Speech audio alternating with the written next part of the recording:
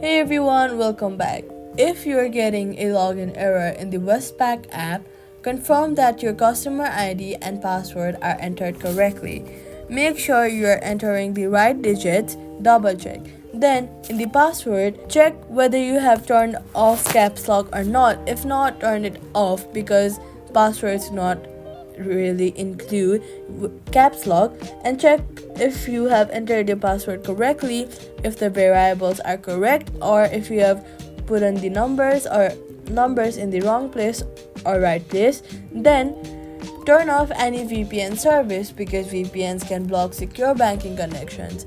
Check your internet connection. Try switching between Wi-Fi and mobile data to rule out network issues, and also make sure that it is stable. If biometric login is enabled, try logging in using your password instead. If the error appears still, wait for a few minutes and try again, as Westpac servers may be temporarily busy. And that's it. Subscribe for more quick fixes.